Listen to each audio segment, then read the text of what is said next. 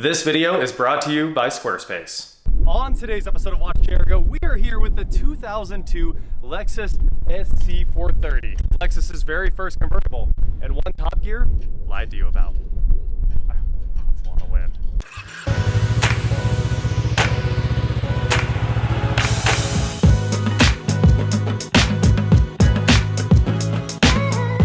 What is going on, guys? I am Watch Jericho, and here we are with the Lexus SC430, one of my all-time favorite cars.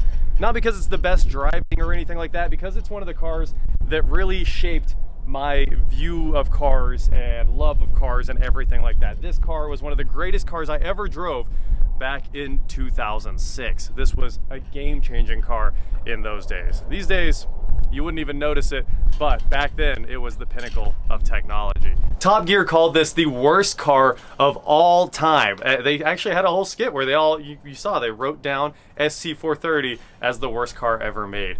And they were so wrong about that. Car and Driver called this an unqualified success. Lexus's very first convertible, and they nailed it right out of the gate. People had a lot of things to complain about with this car. They said that its run-flat tires made the suspension far too firm. It wasn't supple like a touring car. It didn't handle like a sports car. It didn't do anything well. But what it did was look amazing. I love kind of the non-stop bubble of this car. It's powered by a 4.3 liter V8 cranking out a measly 288 horsepower, even with variable valve timing, a 5-speed automatic that you could say is lacking. It doesn't actually, shift when you want, unless you want it to shift very slowly. I guess it has a market. The market is old people. And it wasn't quite the sports car for the youth or Top Gear back in those days that everybody wanted. But honestly, I think it fits the touring segment very, very well. This is the first year of the SC430 in America. They made these things from 2002 to 2010, and they didn't sell a lot of them. So you really hardly ever see them on the street. It's finished in the beautiful champagne gold. The one I was driving when I was, back in 2006 was champagne gold with the saddle interior. That looked really, really cool. And believe me, this is one car that I knew inside and out. It was the first car I ever drove that didn't need the sound system replaced, that was insanely smooth no matter what you were doing. And it has one of the coolest tops of all time. Nobody ever saw hardtop convertibles back in those days, and this one has an all aluminum hardtop convertible. The roof just disappears, and I'll show you that in just a minute. Now, in 2006, 18-inch wheels were pretty rare. Only the rappers had the big wheels, the 22s, 26s, stuff like that. Now we got 22s on stock cars all the time, but this had 18s, and back in those days, these 18s were imposing. This thing had a look. It had a lot of style, and it's honestly a pretty good looking wheel. The very early ones had run flat tires. These are obviously not run flats. They've been replaced, and it rides great. Coming around the front here, we've got HIDs. We've got so many different lights in these tinted headlights here. We've got a turn signal, HIDs, halogen or incandescents right there. It has headlight washers that pop out of the front. This big Lexus grille that looks great. Fog lights, of course. These things were $80,000. So if you bought one, you got every option. Really, the only thing there was to do after this was go up to the Pebble Beach edition. So you can imagine it has all the lights, all the features. Coming around here, you can see more of the fun top. It starts right here and just kind of folds up onto itself, which is really cool after the trunk opens backwards. And let's see, there's a release button to open the gas cap inside. It's electronic. Let's open the trunk up. The trunk is really crazy on this thing. This one has the spoiler. So the trunk opens this way, but if you're running the convertible top, the trunk runs in reverse. So it actually opens this way and the top folds up, and you can see this is where the top sits. Now, you can have more trunk space. People complained about the trunk space, but it's of course designed for a set of golf clubs. If this is all the way back, you've got a ton of trunk space. You can kind of put stuff all over the place. You can also see the DVD slot for the GPS navigation. This was one of the earliest cars with factory navigation for me. I know it had been around for a lot longer, since it's been around since like 90 or even 89 or 88, the first GPSs, but this one of course has DVD on-screen navigation with a touchscreen, all the cool stuff we'll show you in just a minute. But when you put this in here, there's actually a micro switch right here, and this switch gets made when this is on, and that tells the convertible top that it's okay to open up. There's nothing in the trunk that's in the way. Whatever you do, don't put stuff on here, you'll break your top. So you got a bunch of storage here. You have the factory Lexus first aid kit right here. Let's take a look. I doubt it's ever been opened. This one has 57,000 miles on it, so it's kind of new. Lexus first aid. You got a whole guide there, adhesive tape, set up, ready to go. So we'll put that back. What do we have here? Cargo net, still bagged. And if you don't have run flats, this one was probably a run flat car because there is no spare tire in here. If you had the spare tire, there's probably no space at all. But here we have the jack, tow hook, some tools. That is the trunk. Huge thank you to Squarespace for sponsoring today's video. Squarespace gives people a powerful and beautiful online platform from which to create your website. You can use Squarespace to connect with your audience and generate revenue through gated members-only content. Manage your members, send emails, and leverage audience insights all in one easy-to-use platform. You can also use Squarespace to create a community. They have powerful blogging tools, and Squarespace extensions will even let you manage inventory, promote products, and streamline your bookkeeping. Go to squarespace.com for your free trial, and when you're ready to launch, head on over to squarespace.com/watchjrgo for 10% off your first purchase of a website or domain. Again, huge thank you to Squarespace for sponsoring today's video. Now, let's get back to the SC430. We've got a dual exhaust coming out of the bulbous rear end. It kind of looks like a Pokemon, doesn't it? The whole car kind of looks like a Pokemon. Either way, I love the styling of this. We have a power antenna that typically retracts all the way, but on this one, doesn't. It does work, it just doesn't retract all the way anymore. So, let's open up the top and give you guys a tour of the interior of this thing.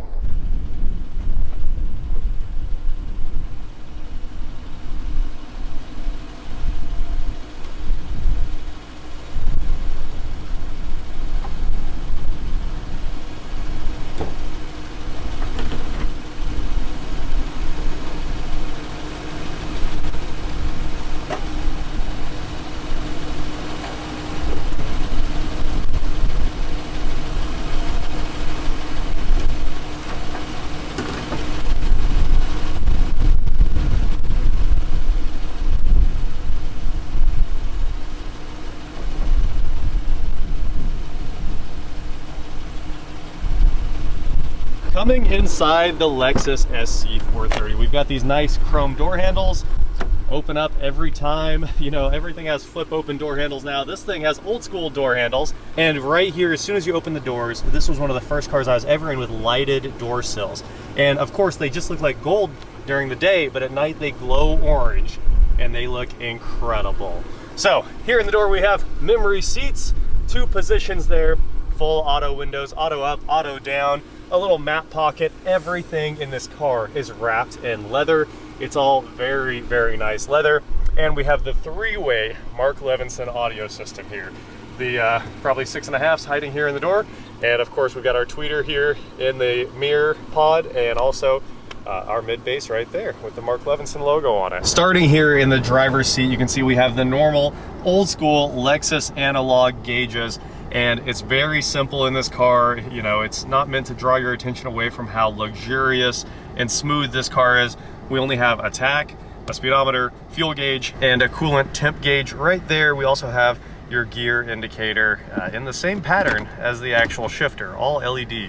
57,000 miles on this car. Like I said, there's a wood trimmed steering wheel here to match all the other wood in this car. And honestly, even with 57,000 miles on it, it feels brand new. There's no dirt on it. It's really nice that you can clean a wood steering wheel kind of forever. Here's the button for the headlight washers, our mirror controls, the security light, and trip controls back here, gauge dimming right there behind the wheel, and of course auto headlights and the fog light controls there on the turn signal stock. Now, this was also one of the first cars I drove with a complete power tilt telescope wheel. It was the absolute lap of luxury. Look how fast that wheel is. Many others, even today, are still not that fast and precise. So I love the tilt telescope wheel. It adds a lot to every car, being able to get the steering wheel out to the position you want without having to move your seat. The SC430 also has great steering wheel controls. You got your volume back here, and of course your track up, down, or station right there, along with the mode button to switch between AM, FM, and the CD changer. Cruise control over here, and your wipers right where you'd expect. Everything works perfectly just the way you want it to work. I think one of the big themes with this car is you don't have to think about anything. It's all very intuitive, very simple, but it packs a ton of technology into that, and it's all hidden. Speaking of hidden, if you're not into having screens in your car, which a lot of people are trying to revolt against these days, you can hit a couple buttons and everything disappears except for the climate control. Now, it's not just climate control, this is actually the multifunction display for the car as well. You can see if we hit trip info, you can see all of our gas mileage here, the range approximation, average gas mileage, and average mile per hour as well. So a couple things are hidden in that climate control along with outside air temp and your clock set. Of course, the convertible controls are here as well. Once you hit the open button on the convertible, it takes 25 seconds open to close, and it doesn't work if you're moving at all. You can kind of take off once it's in process and go, you know, I don't know. I don't know where it shuts off. I'd assume like 10 mile an hour. But Lexus did not want you ripping the top off of this thing with any amount of speed. Hazards are here as well. And of course, all of these controls are for the navigation. So we'll open that back up. Helps if you push the open button and not the close button.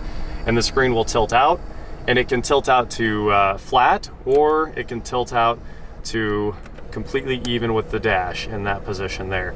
This is a touchscreen and it honestly works great even if the maps are 20 years out of date at this point. You can set your navigation voice here, put in a destination. There's a few controls in here, and honestly the touchscreen works great. It's just a really good system all the way around. Look at that. There's our maintenance reminders. It looks like it might be time for an oil change. You can go to oil filter, put in the date that it was replaced. There is a ton of options in this thing. And it was really cool because this was one of the first times you could really have options like this in a car. You can even have a calendar for birthdays, weddings, when you want to put an air filter in it. Coming down from the navigation, we have full auto dual zone climate control, as you would expect. The climate control in this thing is really, really good, and it's also intelligent. If you open the top and you have the heat up, the fan automatically speeds up to compensate for open air, and it does the same with the AC. And then you close the top and the fan speeds drop right back down, so it knows what's going on with the car and it takes all of that into account to make sure you are heated or cooled optimally at all times. Moving down from the climate control, we have the audio controls right here, hidden under another beautifully finished piece of wood. It motorizes out of the way to reveal the 6-disc changer, the cassette player, and a very, very, very impressive audio system. Like I said, this was the first car I was ever in where the aftermarket system was so good there was no way you could replace it and make it better. This thing, I don't remember the wattage, but I think it's around 760 watts, something like 9 speakers or 10 or 13. It had an incredible sound system, 3 ways in the front doors, and there's a subwoofer in the middle seat right here.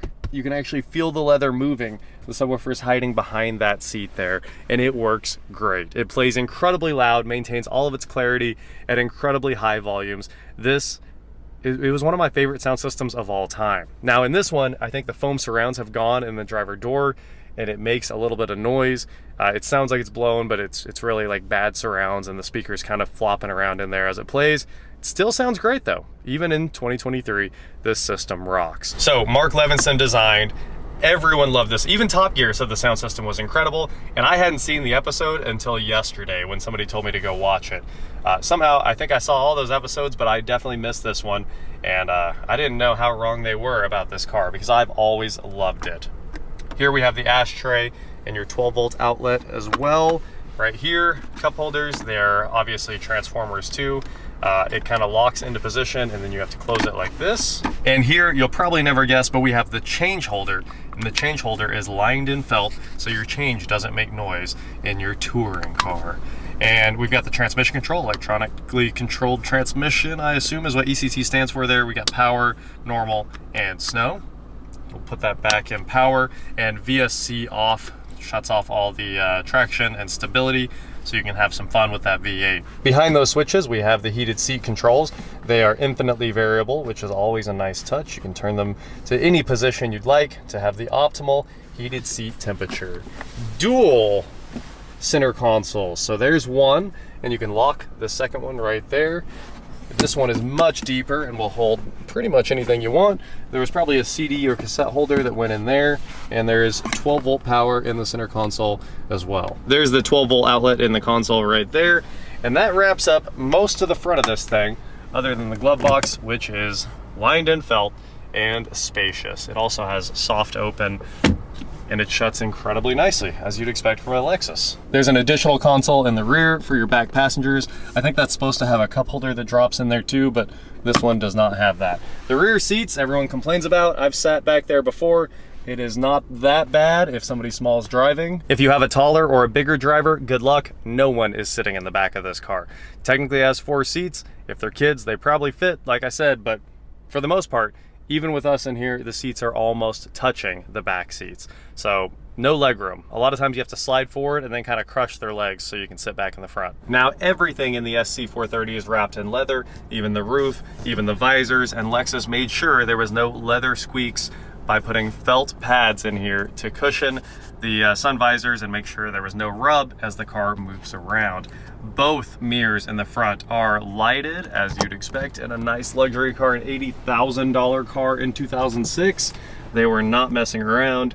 You can see everybody gets their own mirror and their own lights, along with map lights. Homelink was also still kind of a feature back in those days. And of course the switch for the interior lights to turn on with the doors, or you can just lock them out right there. It also has an auto dimming mirror, which was also still kind of cool in 06. That was a pretty new technology there. Now, if you can't tell, the Lexus SC430 has been idling the entire time we have been inside it. You can't feel it, you can't hear it. It's just like the slightest little low roar.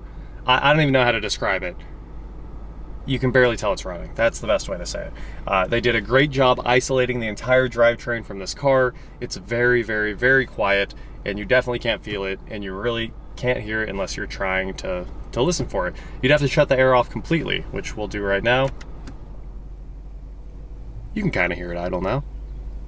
But if the fan's even on the first notch, you cannot hear this engine running. So we're gonna put it in gear and take it out for a drive and see just how smooth the SC430 is. Now, back in the day, I thought this car was a rocket ship. I spent a ton of time driving it, and I thought there was no comparison. But I gotta say, in 2006, my bar for good sports cars was probably my 1994 Z28 Camaro, and these things probably made exactly the same horsepower, even a little bit more. This thing makes a little bit more than the Camaro, so it was truly a rocket ship.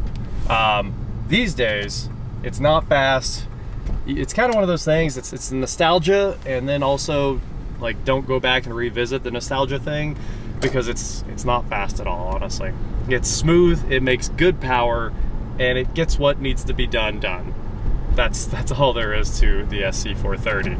So we're gonna come out here and we'll go ahead and floor it. It's nice and warmed up, and see what it's like to run 0 to 60 in 6.2 seconds. It's not that slow, but it's also not fast. So the transmission's in power, we're completely stopped, and we're just gonna floor it. 40, 50, 60. It's not bad. It's really not bad, but it's not fast like I thought it was. I remember this thing being an absolute rocket ship, and still, even today, 6 seconds, you can't really complain about that. But this thing, it was in a league of its own at that price range. Like, nothing was $80,000 except for Ferraris and Lamborghinis back in those days. Like, you couldn't go buy another Lexus that was anywhere close to this price range. So it was an absolute halo. Lexus called it, but I think it was the jewel of Lexus. It was the pinnacle. And of course, it doesn't quite meet pinnacleness, you know? It's not quite a halo car, but at the same time, it is the ultimate touring car. And in that regard, it's still one of my favorite cars of all time. I think it does everything that it does do really, really well. Just being fast isn't really one of them. The suspension, incredibly supple. We won't feel any bumps. You don't need a lot of input for the steering here. It's a little heavier than I remembered. And it does have variable assist power steering. It's not too much feedback, but it's direct. And it doesn't pull itself around into cracks and stuff like that. So it's got that going for it. It's a touring car. One thing I do know about that 3UZ V8 is it will take this thing up and put the car right on the limiter. And if I remember right, the limiter is 154 mile an hour.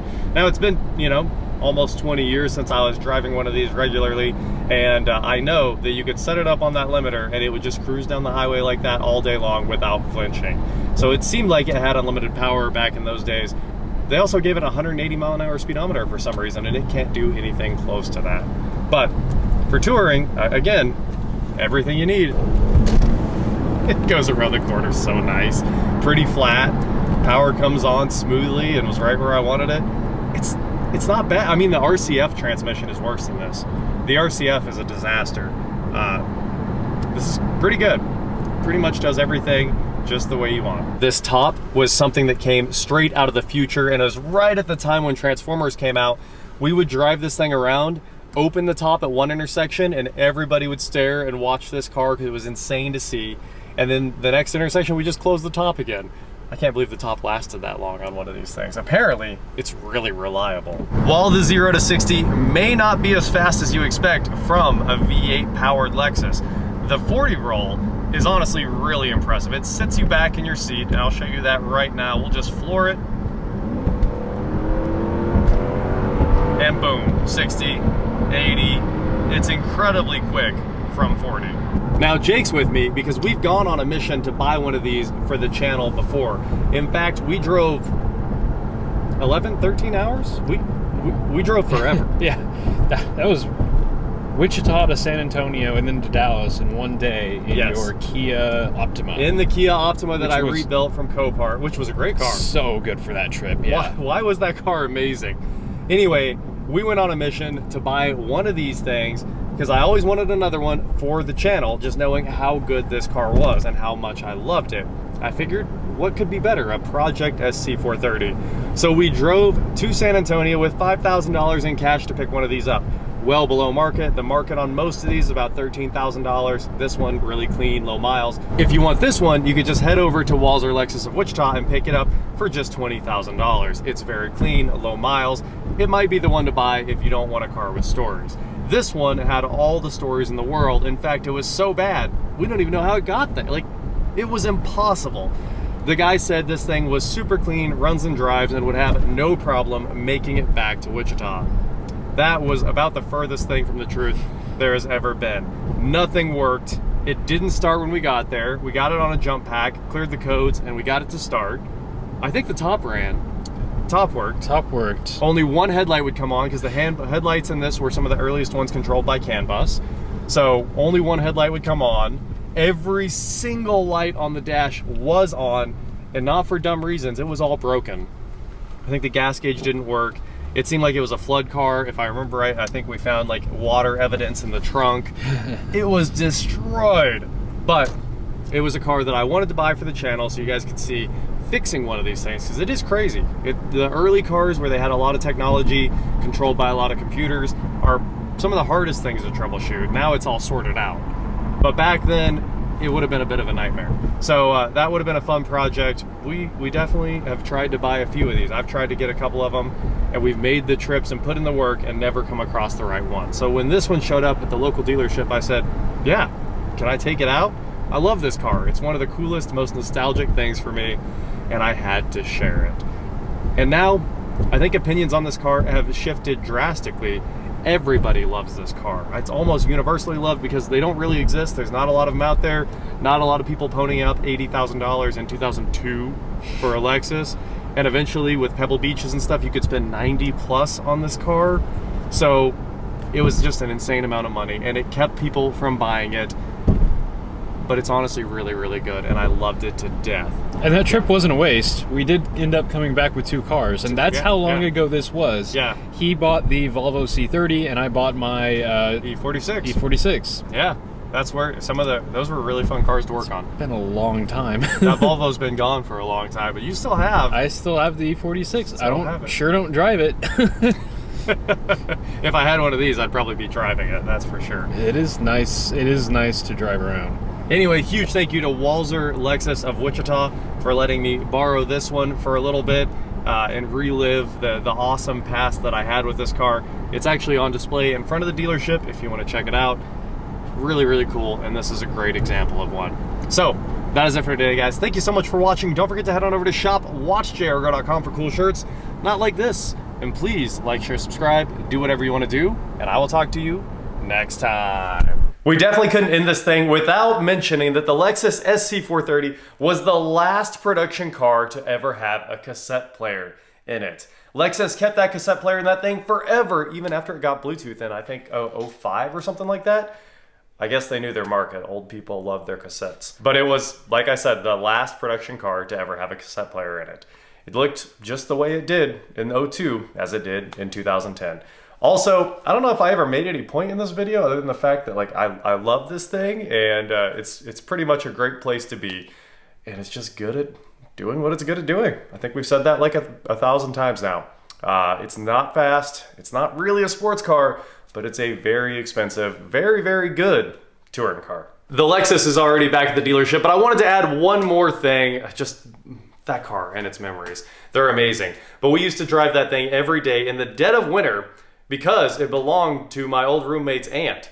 And she wanted an F-250 to drive in the Colorado winters and had that car. So she traded us cars and was like, you know, use this, I'll take this. So we were driving the Lexus almost every day, and we were driving that thing around in the snow with the top down, talking like 20, 10 degrees, freezing cold temperatures. The heat goes up to 90 and it's really, really, really, really good. I gotta say, the heat will cook your legs. So we'd have the heat all the way up, top down, system all the way up, just driving around with it snowing inside. Oh, such a blast. The SC is just amazing. And if you get to do all those things with it, you'll have a great time. And if you take it on some really long road trips, you'll also have a great time. It's just a good car. I'm telling you, Top Gear lied to you. The Tiburon's not better. Tiburon's good. It's not better. Hi, welcome to Ski. What can we get you today? Do you still have the root beer? Yeah. Can I do a half gallon of, actually just a gallon, I think, of the root beer? All right, will that be it for you today? One more thing. I love root beer. It's not, That sounds weird. It's actually tea. What the heck? You can try some of it, get something else. I don't know. What do you recommend? Can I do a medium horchata iced coffee? All right. And that's it. And all our iced coffees only come in smalls, by the way. Oh, that's fine. Yeah, that's fine. All right, it'll be $11.80 at the window. Thank you. Dude, I came here with Elliot because we were like, a tea restaurant? That's so stupid. And then I got the unsweet tea, and it was the best unsweet tea I've ever had in my entire life. Like it must be like triple, you know how most tea has like grit in it? Yeah. This tea, flawless. And then I came back because it said try our root beer, and I wanted root beer. But it turns out it's root beer tea. Amazing. I don't know how they do it, but it tastes just like root beer. That's bizarre. And it's good for you, obviously. Yeah. I mean, so weird.